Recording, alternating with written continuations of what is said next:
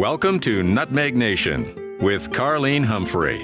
Hi, I'm Carlene. This is Nutmeg Nation. I am here on Zoom with Grace, and she is the creator of Jamaica Magazine. We're talking about this hurricane. So I was saying that with the recent Hurricane Beryl going through the Caribbean, a couple of things came back to me while that was going on. One is a personal story where I remember I was living in Kingston on the waterfront, so overlooking the harbor, and I had an apartment that had sliding glass doors, a balcony, etc. And being sort of new to the whole hurricane thing, because I'd left Jamaica so long, I didn't put a barrier or board up the sliding glass doors or anything. So when the hurricane was coming, my son and we decided to go down to a lower floor. We were on the 9th floor. And sort of hunker down in the hallway with some friends. So we were there for a while. And then when the eye of the hurricane came, so it was kind of calm, we went back up to my apartment. And at first I thought, oh, there's nothing. This is fine. And then I realized,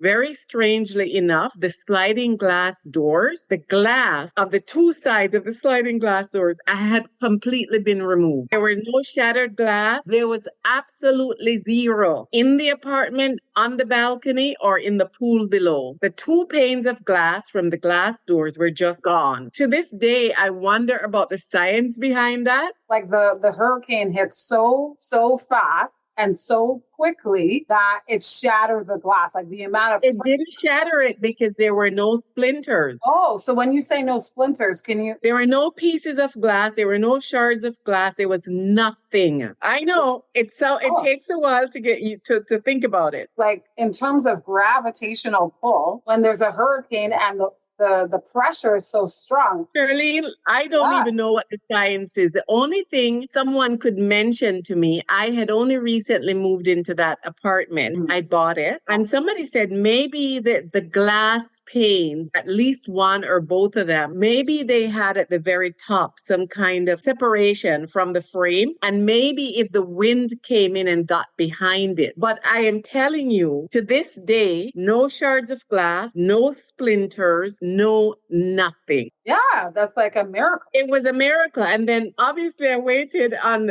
the second half of the hurricane came. And so we left, came back up, and the only damage or the only thing was the wind had blown some of the rain to about a third of the way into the apartment. So the flooring was wet, and that was it. And what year? When was this? When did this happen? Oh my gosh. This would have been 2006. Yeah, because it's been a long time since Jamaica's had a hurricane, right? Yeah, I think it might have been Hurricane Ivan. I don't remember. But worse than that was I remember working at the Gleaner and being on the news desk. And again, hurricane season, and a story came over the wires about Haiti, which is always a tragedy when tropical storms or hurricane goes through Haiti. Yeah. So I remember on the wire coming across a story about a father. It was tropical storm had passed through Haiti, and he was looking for the bodies of his children because a lot of people had been swept away, had died in the tropical storm. It wasn't even a hurricane. And his story is when the reporters spoke to him, the story over the wire said that the waters came and he had one child in each arm. And the surge was so strong, he knew he would not have been able to save both of them. And he couldn't figure out which one to let go. So he let go both of them. I'm like flabbergasted. I don't even know what to say to that. It's like, it was the saddest thing I ever read. Oh my gosh. And so wow. When the reporter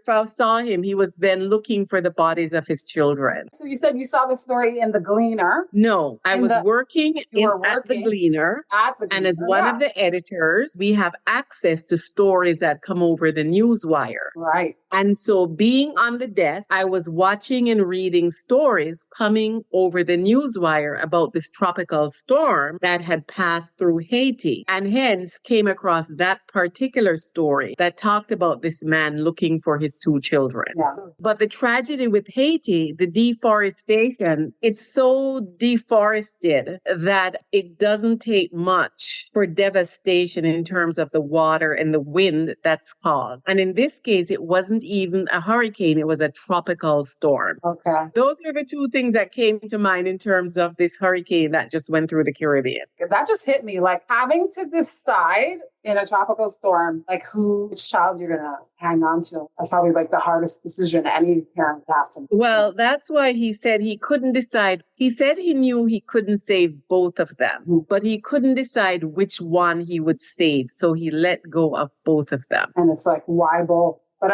it's hard either way. I think if any parent has to choose one child over the other, it's still hard. Like when you choose one and if you held on to one and let the other one go, Yeah, I didn't even bother questioning it. I just thought to myself, how devastating that must have been. He said he knew he just would not have been able to hold on to the two of them. It was not possible. The surge of the water and where they were, he didn't have the strength and the wherewithal to save two of them. Yeah. Anyway, very sad. It's very sad. It's that, and I mean, that's a tragic story to read over the wire.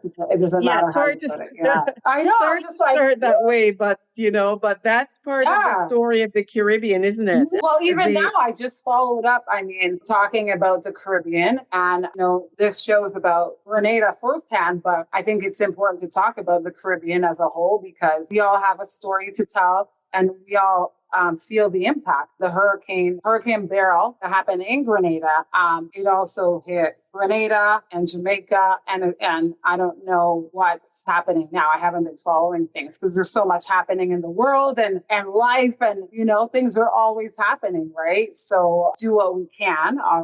But yeah, you're here to tell your story. I mean, obviously, you're talking about your experience with living back home and experiencing a hurricane itself. You know what I mean? And so it's obviously bringing back those memories, right? Right. Absolutely. Absolutely. It's only in going back that I realized, and I went back 1998 until 2009, really, that I realized just the whole devastation of hurricanes, because I left when I was sufficiently young enough that, yes, I had experienced must have, but it didn't, having the responsibility to cope as an adult. I didn't have that when I was young and living there, but going back and then also working in the media, you get to see and read stories like the one I just told you about the hurricane and the impact that it can have. But I think as someone who went to school for English, I studied English, and first I studied professional writing, and then I went into English. But hearing you talk about being in the media, and I think this is the reason why you created this magazine, from what I remember in our previous conversation, is that you had an idea when you were working at Gleaner. Yeah. Well, right. When I was at the Gleaner, I was one of the editors. I was a lifestyle editor. And under my desk, the lifestyle desk, we had several sections. And the food section, which was weekly, it was one of the sections that I had responsibility for. And when I took it over, the food section every Thursday was basically, full of just grocery and food specials for the week, so to speak. And so we decided to take it and make it a real food section, talking about the food, the people, recipes, the whole thing that made it a lifestyle section. And people responded to that. It was amazing, the response. I mean, I would be driving into work from the country where I lived at one point, and on a Thursday morning, seeing these guys sitting on the bridge or the side of the road reading the food section. And in addition to that, the diaspora, because the Gleaner got online and got, in terms of digital publication and digital outreach, they were very early on that. And so the diaspora responded very positively to the food section, as well as many of the other sections, but the food section. And so it was a good thing. I knew that the circulation for the Thursday paper, because the food section came out on a Thursday, increased. So it was all good. So that is what got me into thinking about a food magazine. And I actually proposed that to the senior people at the Gleaner, because I kind of had no intention, or the thought had not occurred to me to do my own thing. So I approached the senior manager of advertising and talked it through, and they went away, thought about it, and came back and said something to the effect of, well, what if it doesn't work? And I was so blown away because the response was so great that I thought, how could it not work? And the Gleaner had the infrastructure overseas, I thought, to make it work. And so that's what gave me the idea that a Jamaican food magazine was not really existing and that there was a niche, there was a place for it. Okay, so they said, what if it didn't work? And is that only reason that they gave you for not taking you up on the idea? Like they wouldn't invest in it? Like it was just too much of a risk at that time? Like I have no clue. I just remember the comment was, what if it didn't work? Which blew me away because it had already been proven how popular that section was and how much people wanted to get in it, and that the circulation had grown, and that specifically the diaspora was responding to it in numbers in positive ways. And when did this happen? This would have been the mid, like 2005. Okay. It would have happened around then, yeah.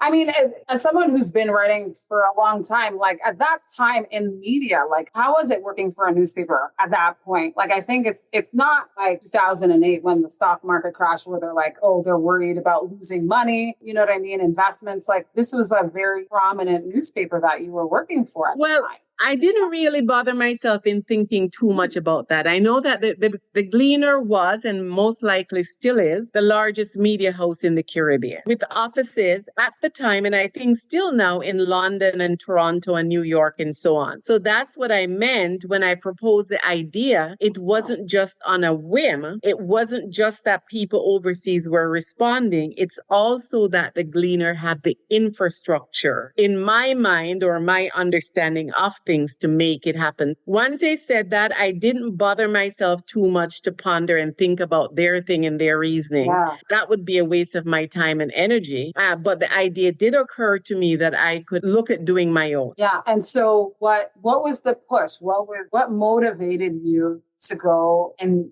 work on this on your own?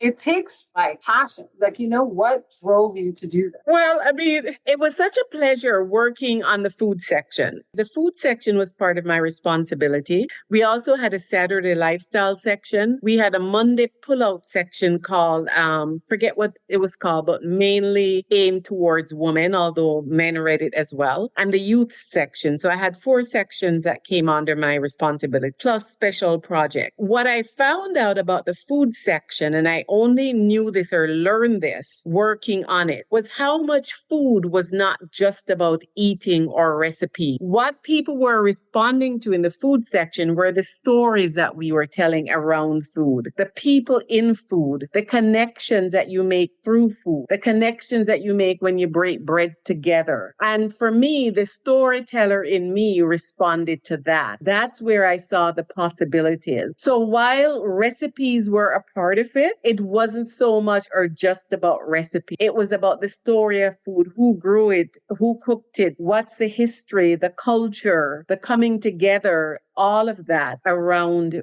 food. Yeah. And Jamaican cuisine, that's what struck me. It also, for me, I realized quickly in the process that this was a way, again, as a storyteller, that's where I come at it from. It was a way of telling our story in our own way, in our own voice, using food as the media.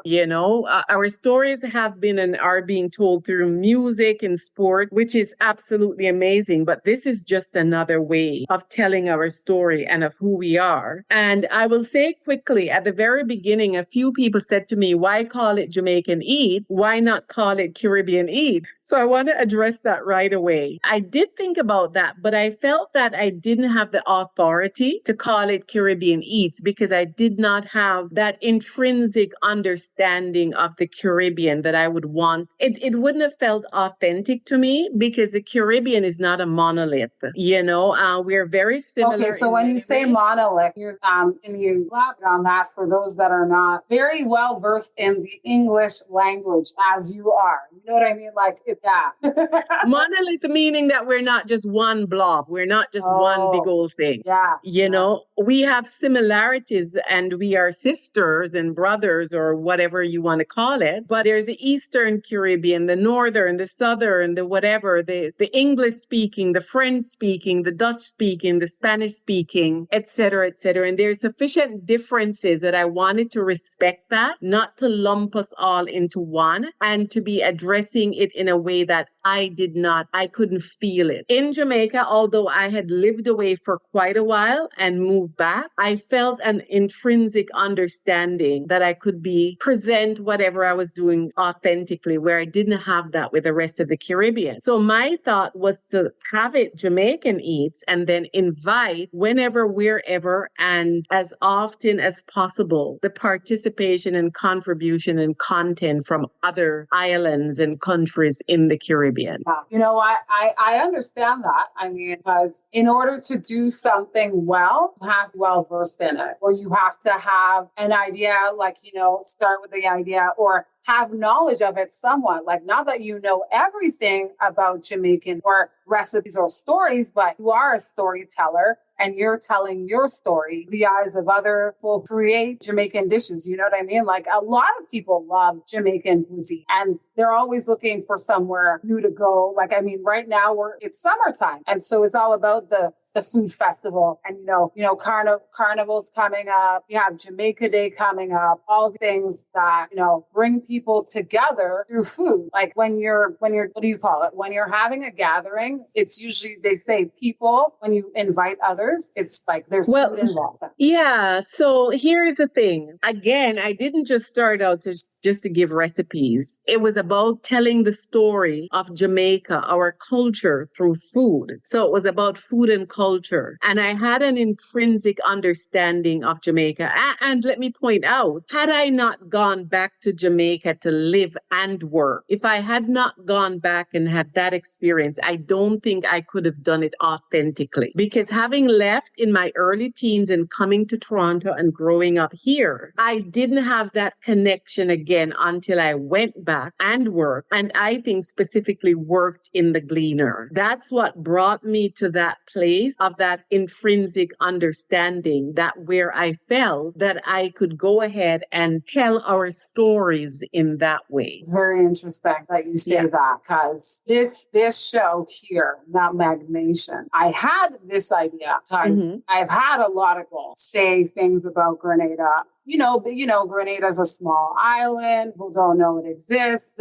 You hear all the negative ideas that people have. And I created this. I thought of this idea to educate the world on Grenada. Like you said, the Caribbean it might be too broad. It's hard. It's definitely, you'd have to have people who are well-versed in the Caribbean different parts of the Caribbean, different countries, in order for it to work as, you call it, Caribbean. But where I relate to you, what you're saying in my expertise, that I am not well-versed in Grenada. And when someone said to me, I had someone on the show a few months back, and she was like, why did you create the show? You don't even live in Grenada. Like, you're not here. You're not part of the culture. And she has a point there. I have more of a background in Canadian culture than in Grenadian culture. But for me, this idea was important because I feel like to leave a mark on the world however possible, even if I'm educating myself and others and learning as I go. And I think you have a different... Yeah, what I would say to that, I don't think you have to be in the country or the island to be able to whatever. You tell your story in your own way as it applies to your experience. The way you would tell the story or stories may be different from somebody who tells a story, who lives there and who's always lived there. And that's fine. There are many different voices. There's absolutely, as a matter of fact, I was going to say there's nothing wrong with that. Let me change that. There's everything right about that. We're not just one story people. We have many stories. So there's absolutely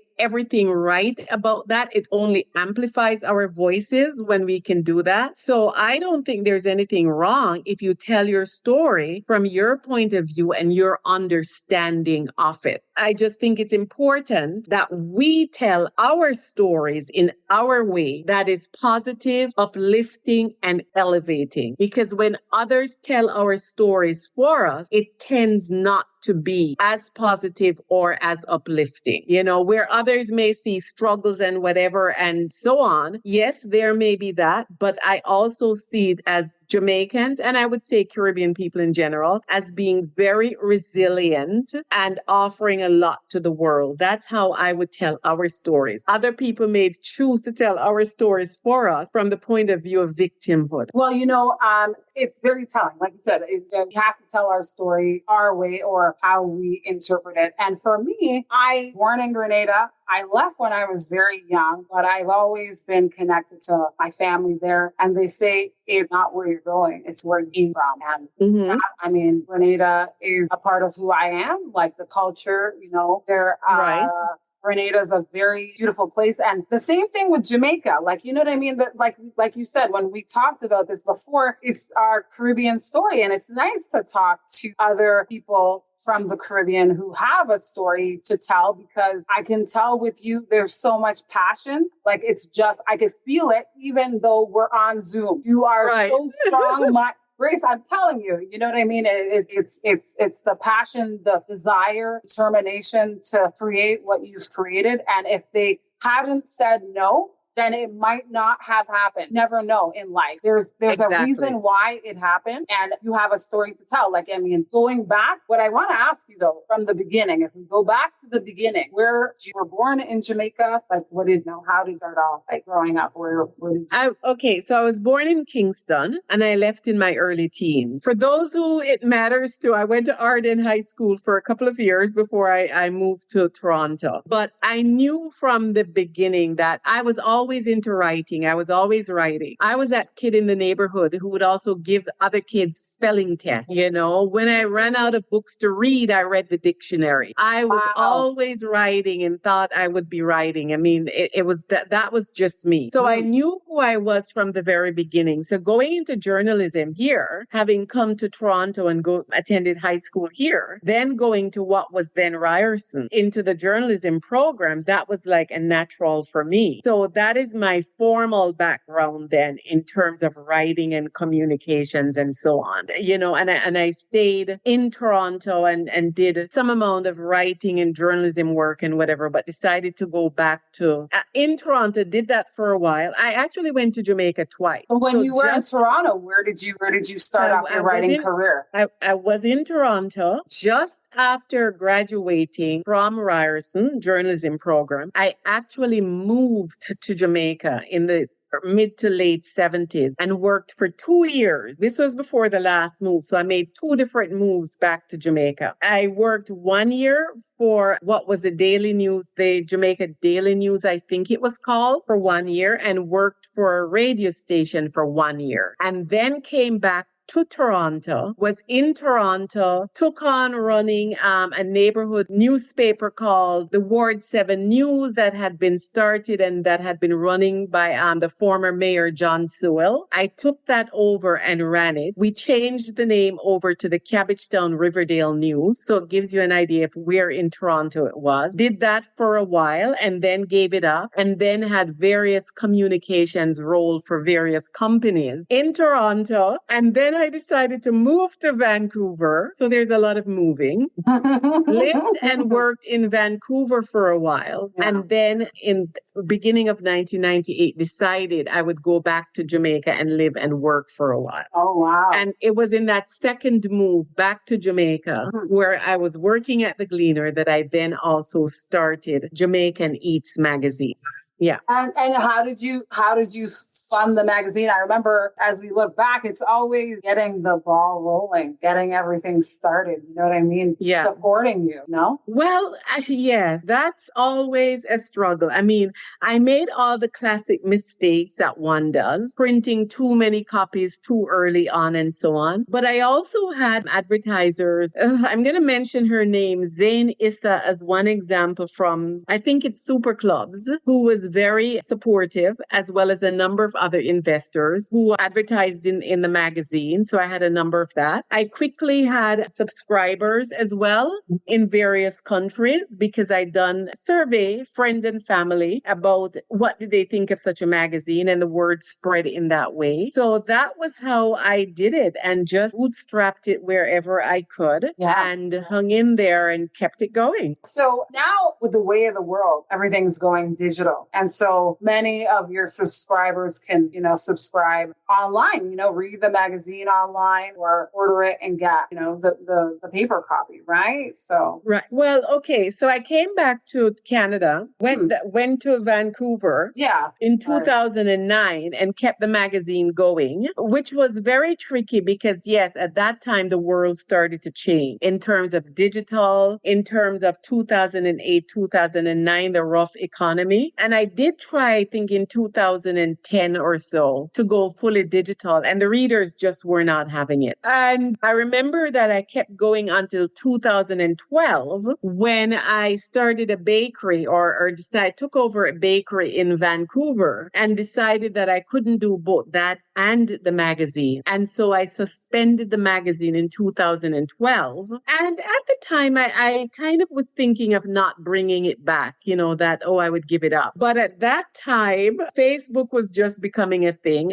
And I had signed up the magazine Facebook. Didn't even really know what I was doing. I just remember somebody said, oh, you should have a Facebook page or group or something. So I did that. And what that did in 2012 onward, readers who had joined and who kept joining the Facebook group or page, whichever it was, would not go away, and they wouldn't leave me alone. I would get messages like, Miss Grace or Grace, we'll wait for you. We're still waiting for you. There were people who had subscribed, and I kept saying, I'll send you back your subscription money. We're not talking about a lot of money, but nevertheless. And they go, no, we don't want it back. Keep it because we know you're coming back. And finally, when I closed the bakery in 2015. What was the name of the bakery? The bakery was called Joyce Bakery. So in 2015, when I got sufficient enough messages saying, Grace, when are you going to start again? We're waiting for you. I decided to take a look at the new world of publishing to see how it might be possible to come back, because I knew that I couldn't go back to publishing the way that I used to pre-2009, and discovered that given the rise of digital printing, not online non-paper, but digital printing, where printing was made more accessible and affordable, that indeed it's something that I could do. So I investigated that and then decided to restart or continue the magazine from 20. And I guess it seems like the resurgence, like starting Facebook, like social media in a way, brought the community together to get you back to, it did Jamaican get people to harass me. They're like, Grace, we're waiting. If we have to pour in the money, we'll get the whole community to endorse you to help get back on your feet again, to get this started. Because at the end of the day, you need some funds to get this, even if it's digital versus, Well, I don't want to romanticize it. Of course not romanticizing it. But when you're an entrepreneur, like you need a little bit, even if it's like $100. Like some people start off with less, but you need that. You need a lot of people who are willing to contribute, not just money, but in so many ways. You need a lot of people who are just rooting for you. You need so many. And if I say nothing else, let me stop here and say, I am so eternally grateful to so many people who not only subscribe, they got gift subscriptions for other people. They sent messages of support. They are rooting for me and so on and so forth. They contribute in so many ways in terms of recipes and stories and ideas and just moral support. It's been, so thank you for saying that, because it's been absolutely amazing. And I don't know that without that I could have started and/or would have continued. So that has been absolutely amazing, because the world of publishing is tough. But I find that although there is a digital magazine that people can subscribe to and/or buy, most people want the paper magazine magazine because I think when it comes to certain subject matter, you want the paper, you want to see the pictures, you want to go to it whenever and wherever you want. And also keep in mind, if the magazine was only about some jerk chicken recipe, then who cares? You can go online and find that. But because you can read the stories that resonate with people, that's why people come, not to simply get some rest, because these days you can search around and you can find that. So people come to get the stories. They want to read about other people. They want to see what other people are doing. They want the tidbits, the history, the culture. They want to see the way that Jamaican and Caribbean food connect with the rest of the world. And that's what's them coming back. Yeah. You know what? It's a beautiful thing. It's like you said, people can relate to a story. That's what keeps them coming back. It's the stories. It's that story of that chef, like how it came to be. You know what I mean? Like for you, as someone who created the team, the people that helped make magazine, what story over the years stands out in your mind? I'm sure there's more than one, but if you could say, oh my goodness, I don't know. I don't even know. Well, this is a period of time to talk about it. I remember we did on several occasions, but we did stuff around the Olympics, and those editions tended to be very popular. And in fact, in 2016, actually led to a cookbook that I produced called 10 Reasons Why Jamaicans Run So Fast. And again, there we go. Another, you know what? Speaking, let me stop you for a second. You know, the Olympics coming up, it's very exciting. I'm glad you brought that up. It's always been the back and forth between Jamaica and the U.S., especially when we're looking at the 100-meter dash. Yeah. Same fold, you know. I digress. I'm changing the subject here. But going back to food, I mean, food is important for sustenance, for everything overall. But, you know. Yeah. But you know what? What that did, number one, I was prompted to write that book with contributions from many different chefs and cooks, I must say, that are clearly identified in the book. But number one, it was prompted because people kept asking me, why do Jamaicans run so fast? Because I hadn't really thought about it. But I thought about it, talked to a number of people, and basically put something together that, again, didn't just have recipes, but spoke to the culture. And some of it was funny, or maybe not so funny, but even things like spoke to the culture where we could say, well, you know, the reason why in Bolt and people in that part of the island or in the countryside run so fast, they're used to outrunning the duppies or the goats. So they had to learn to run fast. And what helped them was the yam that, you know. So we got to tell stories about who we are. We got to tell story about the Sarasa tea that you would have to drink at the end of the summer going back to school. And that was part of what fueled you, you know, cleaned out your system and all of that. Whether it's true or not, that was part of our culture and part of the way we grew up. So again, it allowed the whole thing without being scientific, because there's absolutely no claim about this being scientific, for us to tell anecdotal stories, for us to talk about the culture and how we grew up and who we are, and then add to that stories of people and recipes to it, so that if somebody should buy that book, they may never ever cook anything, but they read the story. They may read the story of the 105-year-old woman who said she's lived that long because of XYZ. There is that story in there, you know? So again, it's about the storytelling. And again, it's about us presenting ourselves in a light that's positive and uplifting.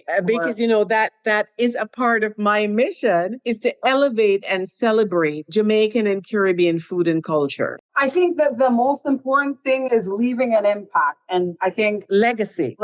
And when you talked about the community forming on Facebook and saying that they're going to wait, that means that you left an impact. When you stopped writing for a while, you took a break. You know, we all need a break in life. Sometimes things happen. So, but when people ask about something like Jamaican Eats, the magazine that you started, and they're looking for more issues to come out because you've done something good. And yeah.